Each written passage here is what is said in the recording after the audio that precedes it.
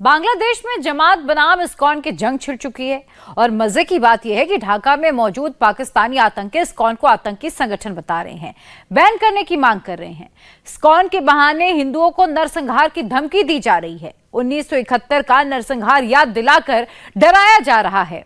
ISKCON को मिल रही धमकियों के बीच सवाल यह है कि बांग्लादेश में रह रहे 1 करोड़ से ज्यादा हिंदुओं का क्या होगा? क्या बांग्लादेश की धरती पर तीसरी बार सबसे बड़ा नरसंहार होने जा रहा है? बांग्लादेशी हिंदुओं की सेफ्टी को लेकर पीएम मोदी ने क्या मैसेज दिया? अमेरिका से डोनाल्ड ट्रंप की टीम का क्या संदेश आया है, इस रिपोर्ट में देखिए।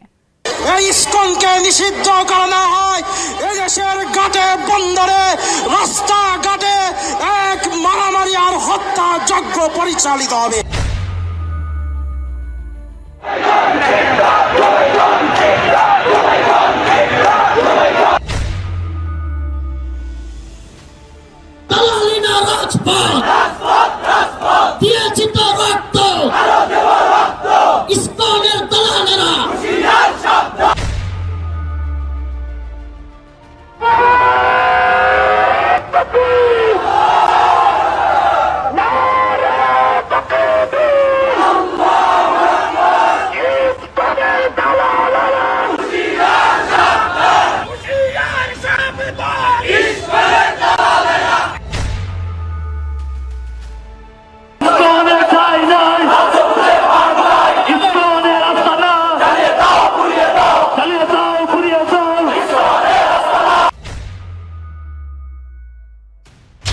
क्या बांग्लादेश में 1971 से भी बड़ा हिंदुओं का नरसंहार होने वाला है? क्या बांग्लादेश की धरती पर 1 करोड़ 31 लाख हिंदुओं का कत्ल कर दिया जाएगा? क्या जमाती और आतंकी एक एक बांग्लादेशी हिंदू को मार डालेंगे? बांग्लादेशेर एक विशेष क्रांति समय আমরা গোপাষ্টমী উদযাপন করছি। আমাদের পক্ষে সেই রকম স্বাভাবিক স্থিতি এবং আনন্দ নেই। हिंदू अफगानिस्तान से भागे, पाकिस्तान से भागे, कश्मीर से भागे, अब बांग्लादेश से भी भाग चुके हैं और जो बचे हुए हैं उनका पता नहीं भविष्य क्या है। ऐसा कहीं ना हो जाए कि हिंदुओं के लिए कोई देश ही ना बचे। देश तो छोड़िए, कोई राज्य ही ना बचे। राज्य तो छोड़िए, हो सकता कोई गांव भी ना बचे।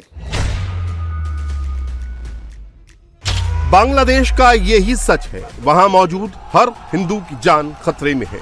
जमाते इस्लामी शिविर के कट्टरपंथी हिजबत उत तहरीर के आतंकियों की फौज खुलकर उतर चुकी है।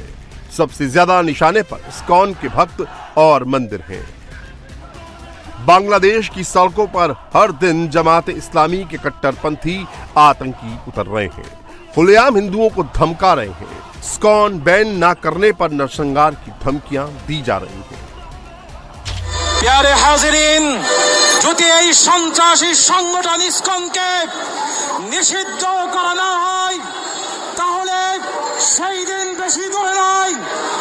অতীতে আমরা যেমনি ভাবে একটি জালেম সরকারের, একটি ফ্যাসিস্ট সরকারের পদতলে এদেশের জনগণ বঞ্চিত হয়েছে, এদেশের জনগণ জনমের শিকার হয়েছে, সেই দিন বেশি দূরে নয় যেই দিন যদি এই ইসকনকে নিষিদ্ধ করা না হয় এদেশের ঘাটে বন্দরে রাস্তাঘাটে এক মারামারি আর হত্যা যজ্ঞ পরিচালিত হবে, ঠিক কিনা প্রিয় হাজিরিন? সুতরাং এই দেশের জন্মভূমি আমাদের এই ভূমি পবিত্র ভূমি, এই পবিত্র ভূমিকে রক্ষা করার জন্য এই দেশের উলামায়ে কেরাম তাদের রক্ত দিয়ে, তাদের মাল দিয়ে, তাদের জীবন দিয়ে এই দেশকে হেফাজত করার জন্য মৃত্যু লড়াই করে যাবে इंशाअल्लाह।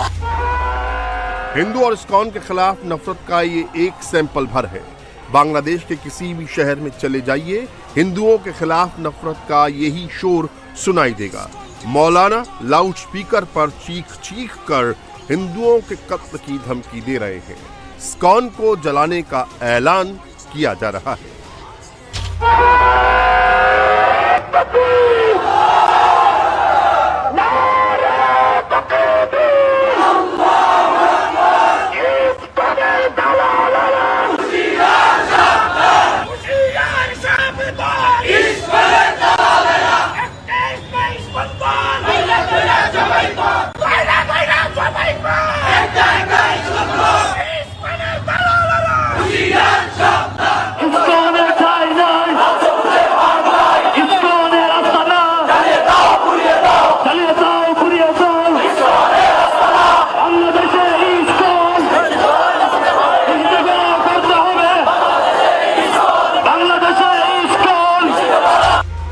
कट्टरपंथियों की लंबी चौड़ी फौज चीख चीख कर कह रही है कि हिंदुओं को वो छोड़ेंगे नहीं, इस्कॉन को तबाह कर देंगे।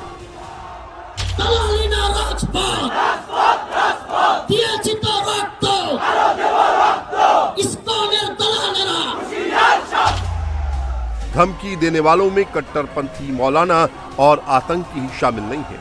ढाका यूनिवर्सिटी में पढ़ने वाले शिविर के छात्र भी सड़कों पर खुलेआम इस्कॉन वालों की हत्या का ऐलान कर रहे हैं।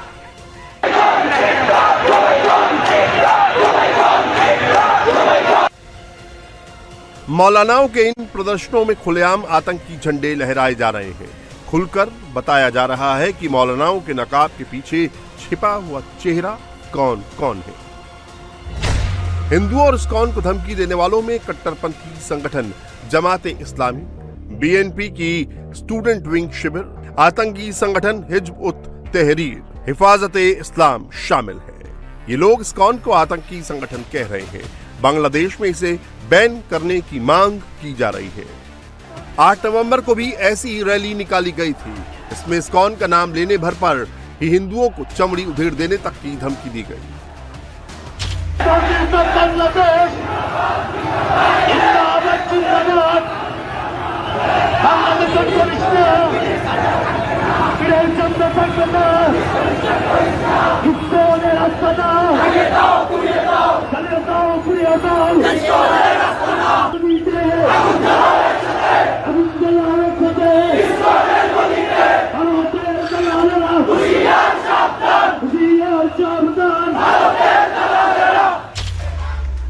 बांग्लादेश में आतंकी कट्टरपंथियों की धमकी के चलते हिंदू डरे हुए हैं। भक्तों ने मंदिर तक जाना छोड़ दिया है। हर हिंदू को ये डर सताता रहता है कि कब उस पर हमला हो जाए, क्योंकि हिंदू के लिए हालात बहुत बिगड़ चुके हैं। हिंदू डर और आतंक के साए में जी रहे हैं। हिंदुओं के खिलाफ झूठे मुकदमे दर्ज किए जा रहे हैं। हिंदुओं को जबरन धर्म परिवर्तन के लिए मजबूर किया जा रहा है। বাংলাদেশের একটি বিশেষ ক্রান্তি সময়ে আমরা গোপাষ্টমী উদযাপন করছি। আমাদের পক্ষে সেই রকম স্বাভাবিক স্থিতি এবং আনন্দ নেই। আমাদের অনেক পরিবারে দেশে এবং বিশেষত চট্টগ্রামে অনেক পরিবারে ভয়, আতঙ্ক, উদ্বেগ, উৎকণ্ঠা, পরিজনের নির্মম নির্যাতন সহ্য করে বর্তমান স্থিতিকে অতিক্রম করতে হচ্ছে, যেটি আমাদের জন্য অত্যন্ত ব্যঞ্জনাদায়ী। এবং এই পরিস্থিতি মোকদ্দমা হয়রানিতে ভুগছে, তাদের হৃদয়েও তো ভগবান আছেন। তো সুতরাং তাদের পাশে দাঁড়ানো এবং তাদের আত্মপ্রত্যয়ী মনোবলকে সঞ্চার করা। আপনারা অনেকে শুনে আতঙ্কিত হবেন, দেশের মৌলিক অধিকারের ন্যূনতম প্রয়োগ হচ্ছে না। জেলখানার মধ্যে 2 দিন 3 দিন অতিবাহিত হয়েছে, তাদের ন্যূনতম চিকিৎসা সুবিধা প্রদান করা হচ্ছে না। কিছু অংশের উদাসীনতা জনজীবনে উদ্বেগ বাড়াচ্ছে। আজকেও আমি শুনছি বিভিন্ন আইন প্রয়োগকারী সংস্থা অভিযান চালাচ্ছে বিভিন্ন ব্যক্তিকে এই মিথ্যা মামলাগুলোতে অন্তর্ভুক্ত করার জন্য, এবং এক ভাই আরেক ভাইয়ের পাশে এসে দাঁড়ান। ভগবান শ্রী চৈতন্য মহাপ্রভু বলেছেন, সংখ্যা হব, আমাদেরকে কেউ রুখতে পারবে না। बांग्लादेश में मौजूद 1 करोड़ 31 लाख हिंदुओं की जान संकट में है। ये बात पूरी दुनिया को पता है। बांग्लादेश की सरकार को भी इसकी खूब खबर है, लेकिन पाकिस्तान की गोद में बैठे मोहम्मद यूनुस ने कट्टरपंथियों के दबाव में आंख बंद कर ली है। आतंकियों को खुलेआम खूनी खेल खेलने की छूट दे दी गई है। सबसे आश्चर्य की बात है कि इस तरह का ओपन थ्रेट्स इस्कॉन को, भक्तों को जान से मारने की दी जा रही है लास्ट 10 दिन से, लेकिन एक भी व्यक्ति के अगेंस्ट में वहां की पुलिस ने कोई भी एक्शन नहीं लिया है। गिरफ्तार होना तो छोड़ दीजिए, एक शायद उनके खिलाफ में कोई एफआईआर भी उन्होंने नहीं दर्ज किया है। तो ये बहुत ही भयंकर परिस्थिति है। ये जिस तरह से ये लोग, मुझे जो पता चला कि अलग अलग शहरों में अलग अलग जगह पर इस तरह के रैलीज निकाल रहे हैं, इस्कॉन के भक्तों को पकड़ के हत्या करने की इस तरह के स्लोगन, नारे लगा जा रहे हैं। और सिर्फ मुस्लिम संगठन ही नहीं, कल मैंने देखा कि एक जो ढाका यूनिवर्सिटी के जो मुस्लिम छात्र हैं उन्होंने भी इस तरह की रैली लगाई और इस्कॉन को भक्तों का सर काट के अलग कर दो, इस तरह के बंगाली में वो लोग स्लोगन बोल रहे हैं। शेख हसीना के तख्ता पलट के बाद हिंदुओं के खिलाफ हिंसा लगातार जारी है। अलग अलग बहानों से मौलानाओं ने जहरीली तकरीरें दी और अलग अलग मुद्दों पर हिंदुओं का कत्ल किया गया। सबसे पहले हिंदुओं को शेख हसीना का समर्थक बताकर मारा गया। इसके बाद नवरात्र की पूजा के लिए जजिया टैक्स लगाया गया, मंदिरों को तोड़ा गया। अब इस्कॉन को आतंकी संगठन बताकर हिंदुओं के खिलाफ नई जंग छेड़ दी गई है। भारत में बैठे लोग इस बात को सुन रहे हैं तो आप लोग समझ लीजिए, सिर्फ ये जो स्थिति है बांग्लादेश तक नहीं रहने वाली। क्या बोल रहे हैं वहां के इंटरिम लोग कि अब 90% हो गए, तो बाकी जो 10% लोग जो 8th क्लास सिटीजन होके वहां पर रह रहे हैं उनका रहना भी पाप है।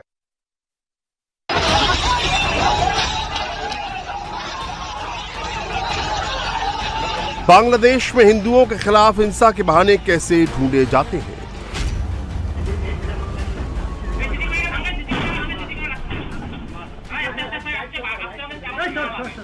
कैसे पुलिस और आर्मी कट्टरपंथियों के साथ मिलकर हिंदुओं को टारगेट करती है?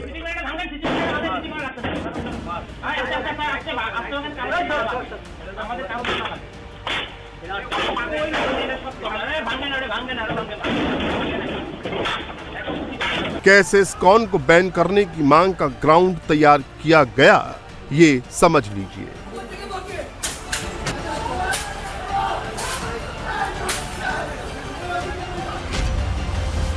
चटगांव के एक व्यापारी ने इस्कॉन को सोशल मीडिया पर आतंकी संगठन लिखा।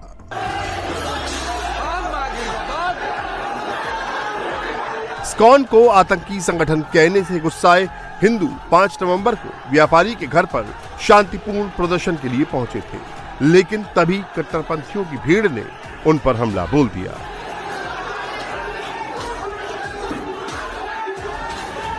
गलियों में दौड़ा दौड़ाकर हिंदुओं को पीटा गया।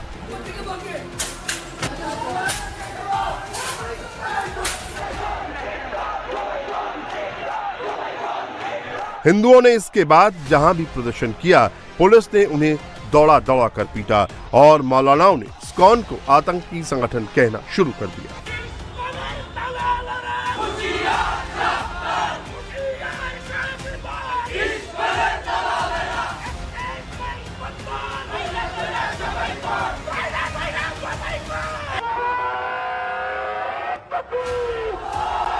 बांग्लादेश में मौजूद इन आतंकियों और जमातियों को यूनिस सरकार का भी फुल सपोर्ट मिल रहा है।